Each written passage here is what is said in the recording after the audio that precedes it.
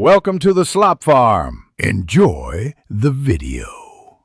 You begin by creating the document with correct dimensions and margins so printing matches your goal. Once done, set a gutter for binding and save a template to preserve styles. Make sure to define heading, body, caption styles now so you don't reformat later.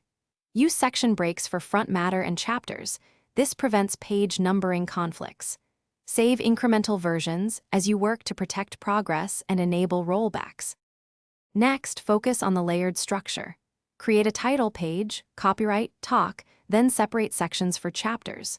You apply heading 1 for chapter titles and heading 2 for subheads so Word can build an automatic table of contents.